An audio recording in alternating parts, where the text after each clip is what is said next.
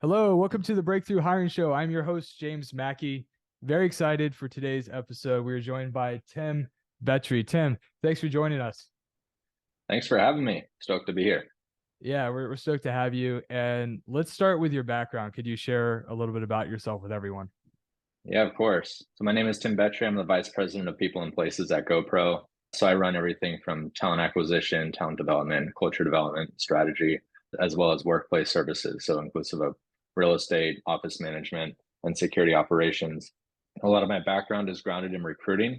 So happy to share more about that, but started on the agency side, moved into the startup world. I was employee 50 and 75 at two separate companies. I grew both of those organizations to right around 400 or just north of before I moved on to GoPro. And I like it because it gave me a good lens of startup, hyper growth, exciting growth, but really kind of lacking systems, process, technology to do. And then GoPro, which is 900 employees. We're globally distributed. We have about 450 in the US and then 450 across the international landscape. And GoPro is very organized, process oriented, has really robust and, in my opinion, enterprise level systems. So it's been really cool to see how both companies or both types of companies have approached talent strategy and talent development. And yeah, I've been here 5 years. I love it. I'm not planning on That's leaving anytime soon. that's awesome. I think the two companies that you started with pretty early on that you referenced, they're just well-known names. So I just wanted to mention them real quick. It was Demand Base and PandaDoc, right? Yeah. Or Yeah. And then prior to that too was Rhythm One, which had a bunch of okay. subsidiaries in it as well. Yeah. Yeah, and then they were acquired, it looks like. Yes. Yeah. They were acquired after my departure. And demand based, I went on 4 years. I would say that was the depth of my hyper growth experience in the startup, but they're a B2B MarTech company. And then PandaDoc was a little shorter, but they're growing, doing really well. I keep in contact with the CEO on Cool. occasion as well. Yeah, I remember demand based. Weren't they growing like crazy? Yeah, it was pretty I don't know exciting. who they still are, but they were back in the day. I remember they were like everywhere. Job openings were like constantly being published. And I remember the hiring managers actually being pretty vocal, I think, because they were popping up everywhere. We weren't a customer, but like for whatever reason, I was constantly seeing their name. It was definitely the hot thing. If you back up to 2012 to 2014, retargeting, so having ad-based retargeting was like a big tech advancement in the ad space. But then there was really lacking support on the business to business side. So Chris Golek was the founder and CEO, created this algorithm to support businesses to target other businesses. So looking at like really structured B2B targeting efforts, and they coined it account-based marketing. So demand-based were the pioneers in that space. So it's definitely a really hot thing at the time, and it still is. It's just a Yeah. lot more well known now. But yeah, we grew like crazy. It was pretty exciting. From about 2014 to 2017, we were doubling every year. Yeah, that's insane growth. I'm looking forward to getting back to some of that, honestly, based on what I'm Yeah, currently seeing in the tech space. I'm like, just like layoffs after layoffs. Like, I don't even need like the crazy growth. Like 2021 was just not sustainable. I think we all get, I was just propped up by all this like free capital essentially. Wow. Like just thinking back to being in talent acquisition from, I don't know, around like 2012, 13, 14, somewhere in there to hmm 2019. What a fantastic like stretch and growth market. Like I miss those days, man. That was a lot of fun. yeah. Things were buzzing. You could feel it. Even walking downtown San Francisco, which is where we were based, like you felt the tech vibe. There was a massive influx of talent that came into the city, and it was really before remote and distributed work unlocked so many opportunities for folks in other markets, but it was pretty wild. And I do look forward to getting back to that at some point. It's been a little bit different as of late, pandemic, macroeconomic pressure, stock Yeah. market decline, layoffs, great migration or great resignation happened. So there's been so many different things that have come into play since then, and still exciting in their own sense. I think for organizations, like figuring out how to adopt talent strategy and how to figure out how to make the current today work for your organization is something that I think is separating companies that are struggling from companies that are thriving during the current times. But yeah, it's a different ballgame for sure. Yeah. It's a kind of a crazy time to be in leadership. I think a lot of great leaders are going to be formed and what's happened over the past few years. Those of us that decide to stick with it don't just bow out of tech Yeah. indefinitely, which I'm hearing a lot of people do. So I know you said you started on the agency side. My company actually sponsors this podcast. So I'm the CEO of a company called SecureVision. We've done contract recruiting and better recruiting RPO work for about a decade with over 200 companies in the tech space. And it's crazy because I'm looking at industry counterparts, and there's folks that like built companies to hundreds of people that are just like out of business, or just saying, like, throwing in the towel, just saying no more. Like, they're basically selling for, I don't know, they had to lay off pretty much all their recruiting teams. So I don't even, they're like acquisitions, but it's more like they're probably getting like a small bonus and a little equity and rolling up the contracts into other companies. So it's crazy. We're seeing some of the best people that I know, particularly within talent acquisition, just saying, I am done with tech, or I'm done with talent acquisition. I'm going to find something else to do. It's pretty wild, but I think it's like, if you can hang in there, you can stick in there, just the learning opportunity in these markets, I think it's akin to lifting really heavy weights, right? It's hard, it's painful. That resistance is what makes us stronger. And it's a tough time out there for everyone, but I do think that there's also a big opportunity to grow here and to really, regardless if you're a leader or individual contributor or wherever it might be. So yeah, I'm definitely looking forward to getting out of this market, searching for silver linings, as I think you could tell. But yeah, crazy time to be in talent acquisition and tech, right? It is indeed. Yeah, I think it is a bummer. I think with a lot of the layoffs, you get a lot of folks as well that they're sticking around their jobs. They're not as willing to change as they were before. And then those that are just completely tapped and burnt, they're ready to move on and try something different, whether it's completely departing from tech or changing their job to being more of a consultant or a fractional role where they can split between different companies. So it's been a fascinating time to figure out how people change and manage the change. And I have so many of my peers who have stepped down from their roles, I think, just due to the nature of just stress and anxiety and how challenging it has truly been. So yeah, you're totally right. Pretty wild. Let's start off, like, I really want to learn a little bit more about you. I know you said you started on the agency side.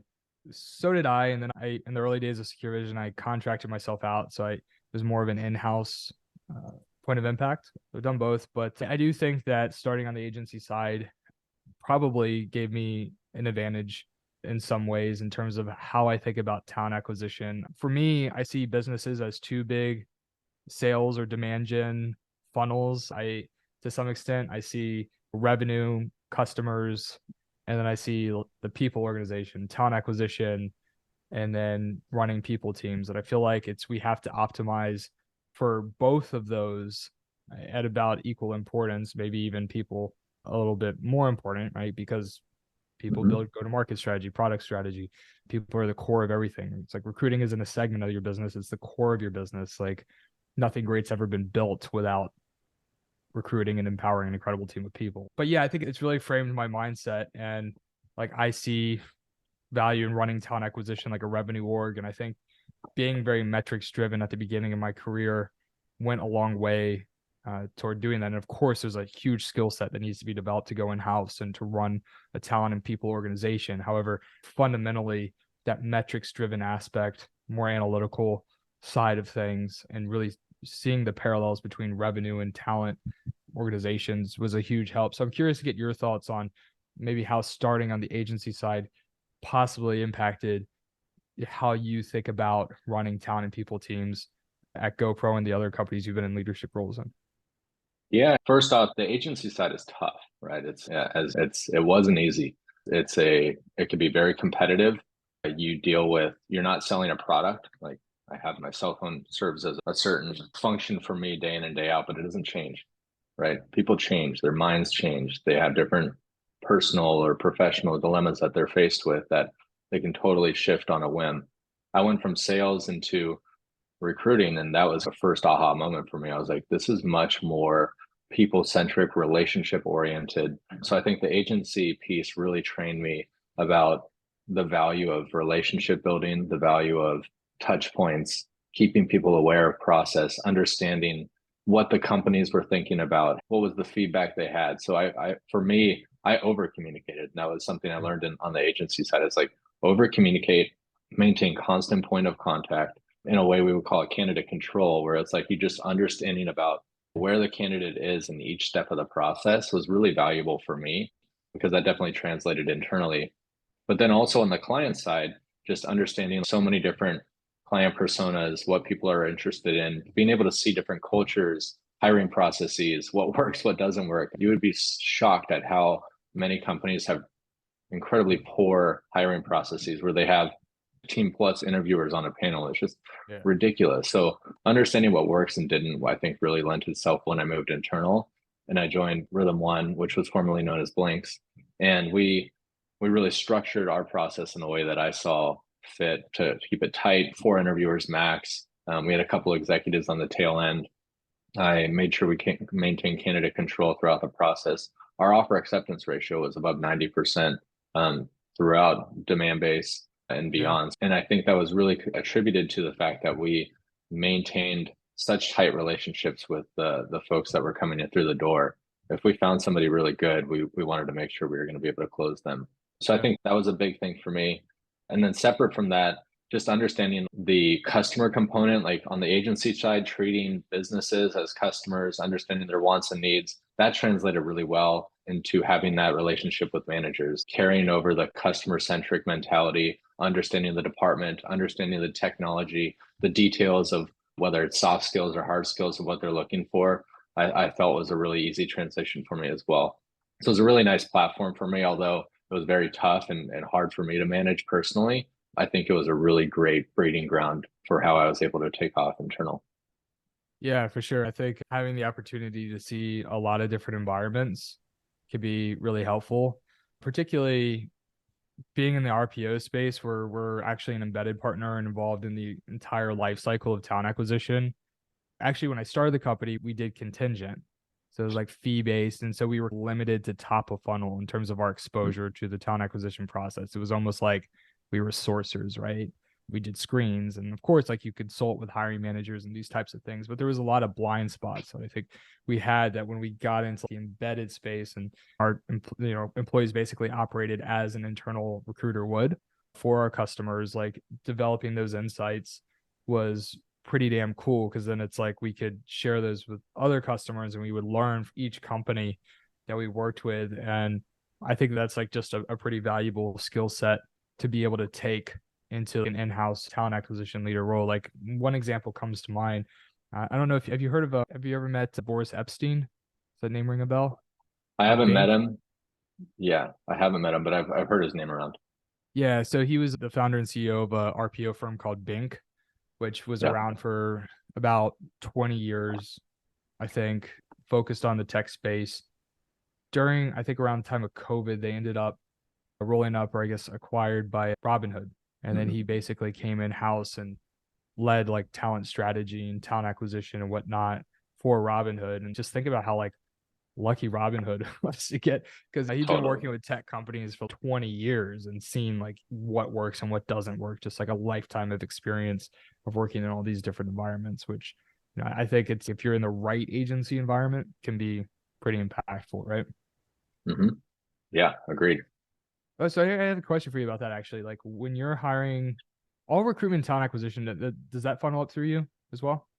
Yeah, GoPro? Okay. currently. Yeah, through at Blinks or Rhythm One, Demand Base, PandaDoc, and now. Yeah, correct. So when you look at hiring recruiters, I'm Hmm. curious, do you target people with an agency background or does that not matter? Do you even consider that or just more so like their more recent experience? Like what do you look for in a profile?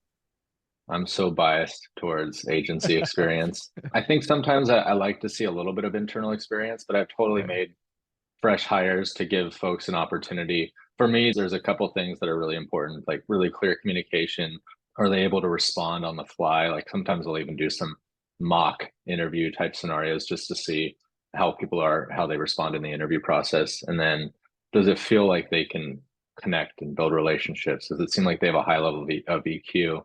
And Yeah. those are all tough things to obviously evaluate in an interview, but I have a series of questions that I typically ask to find if I think somebody's going to be a fit or not. But yeah, to answer your question, I'm definitely biased towards agency experience. And I would say so even on the people side as well. When I see like a business partner, for example, who's grounded in recruiting experience, I love that. I think that's always set me up really well as a people leader is like having the talent acquisition experience, being grounded in understanding like how to connect with managers, how to work with leaders, how to present in a way that's not typically normal for HR. But if you come up on the systems or the benefits side, yeah, you can probably adapt really well. But I think recruiting has a different lens where they're understanding the inner workings of skills and development and how what the connected tissue is between marketing and sales or data science and engineering or product management. So there's a lot of things that I think translate really well that you get grounded in on the recruiting side that can pass over to the HR side as well. And I Oh yeah. shouldn't separate the two because it's not church and state, but it is. I think sometimes people look at them like, oh, you're on the recruiting side or the HR side. For us as people, but I do think there's naturally like a handoff that happens between pre-hire and post-hire. Yeah, it's like almost difference between sales and customer success. Mm-hmm. Like I see those parallels like working quite well. Um, yeah, I think I would agree. Even on the people side, having the recruitment background is, I think, I feel like it's an indicator of almost like hustle, like the ability to hustle and work hard and the sense of urgency and these types of things. And I Mm-hmm. posted about this on LinkedIn and I'll get comments like, I never had recruiting, agency experience. And so I'm not saying that folks can't, there's obviously a lot of great successful people in recruiting and whatever, and people that don't have that. So that's not what we're saying. I just like from a Yep. risk perspective, statistically, I've seen to have more success placing internal recruiters that have an agency background overall, right? Mm-hmm. It's like the parallel that I see is think about like demand base or like a company that's hyper growth early stage. If I'm going to hire salespeople, I'm going to hire people that have startup or scale up experience. I'm not going to hire the person from Salesforce probably that was doing enterprise in a very siloed part of the sales process. It's not that they couldn't do the job. There are folks that have made that transition. However, my job as a people leader, talent acquisition leader, part of it I think should be removing risk and making sure that we're most likely to get the best fit person in the seat. And I think that's a really important view of talent acquisition. It's like, how do we ensure that, of course, offer acceptance rates important, conversion rates are important, but it's like the idea of making sure we get the best fit individual that's going to truly be a value creator and take the company to the next level. And to the extent we can limit risk is like super important. So I think what I'm saying and potentially too, what you're saying is like going with that agency background gives us probably a little bit more assurance, right? That the person's actually going to deliver in the seat. That's how I see it, right? Yeah, I would agree. I think I've hired very successful recruiters who have only been in-house. So yeah, I agree that I'm not biasing all of the candidates to agency only, but I will say agency candidates, when they have a fresh perspective on in-house recruiting, can come in with a clean slate and they're totally moldable. They have a very hard work ethic. They understand the importance of relationship building and all the other components of recruiting. But then there's also this, you can apply what your organization does as recruiting best practices to them because they haven't experienced it before. Whereas in your Salesforce enterprise recruiter example, like they might be grounded in process and yeah, they might be flexible to change, but I've always felt that when you're able to groom somebody from the ground up, it's a lot cleaner, easier, and in some cases more efficient.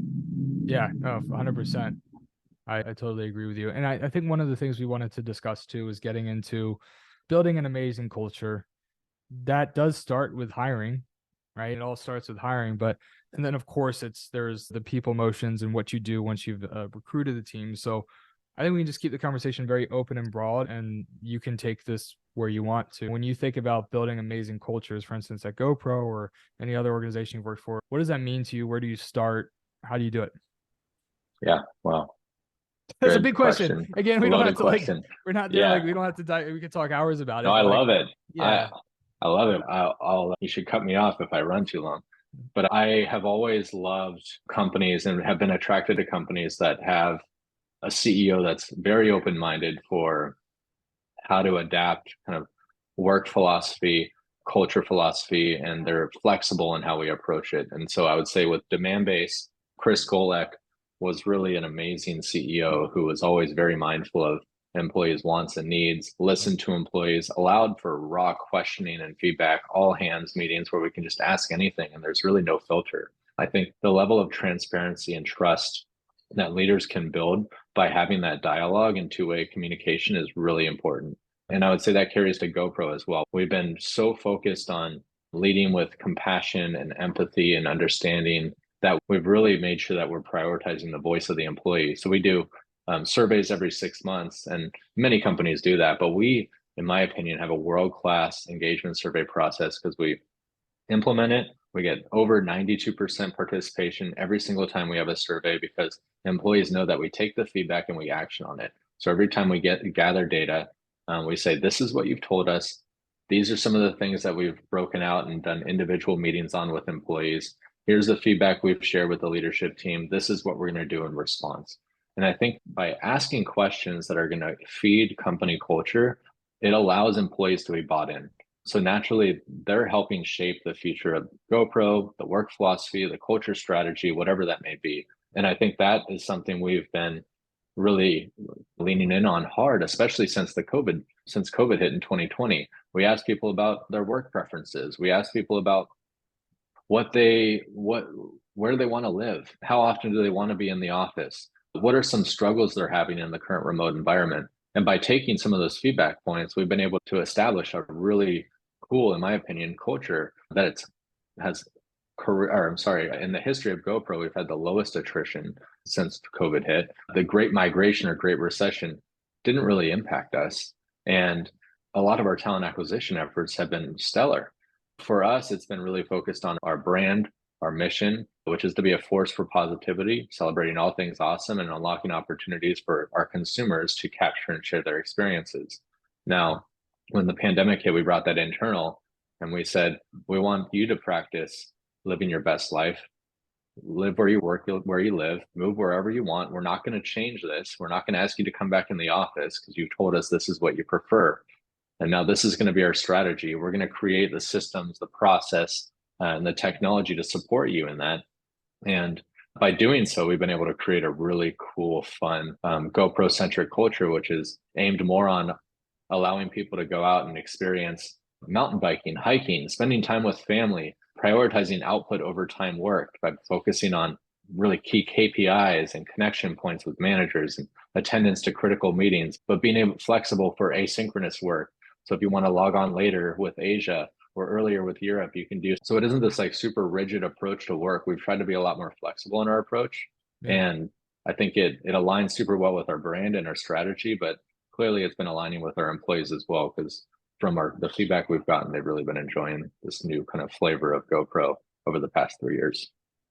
I love that. And I think one of the other things you mentioned while we were considering different topics for the show was some of the personal experiences that have impacted how you think about culture and just running people organizations. So wanted to see if that's still something that you want to share and talk about, and we can possibly bounce some personal experiences back and forth here and talk about what we've learned as a result and how that impacts how we lead.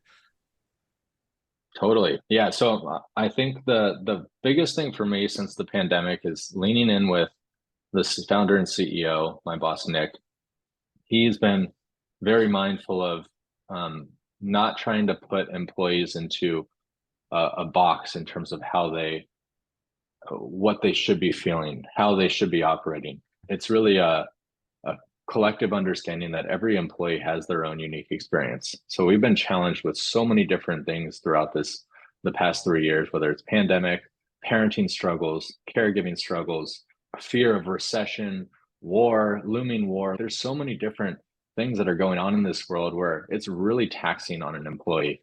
And so for us, from a GoPro philosophy and a culture standpoint, we've been creating open space for people to have conversations, mental health programs to create more awareness for managers to ask how employees are doing.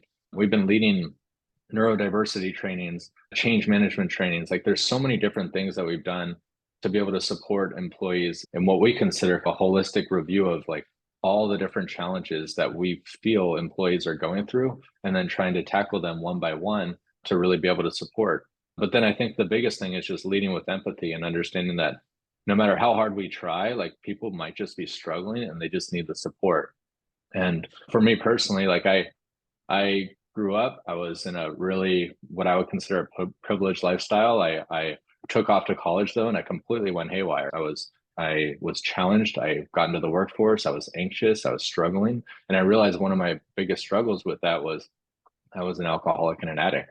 So I struggle with addiction. I struggle with mental health. I struggle with anxiety. And it was something that I had to learn to cope with over time. And I'm happy to report I'm 12 years sober. I struggled a lot in my career early on, and then completely changed and turned things around through the support and the structure that I was able to create for myself. And so I think as a people leader, understanding that everybody has their own unique situation, everybody has their own challenges, their own life stories, and not trying to create a one size fits all approach for our employees has been really critical in how we Yeah. show up for mental health and just support in general. And that's been, I think, really pivotal, not only for me as a people leader, but just personally. And I try to share my story as much as I can. And I've connected a lot with employees one on one just to talk to them, because I think if I can have an impact on one or two people, naturally there's a web effect. I like for folks to pay it forward. And I think that by being open and honest about the experiences we have and being able to share those experiences in an effective way to impact others, hopefully it has a ripple effect to make better change in the world. What's really interesting is this actually similar to a conversation I actually had earlier this morning, did a recording with Amit Uran, and he's the CEO of a publicly traded cybersecurity company called Tenable.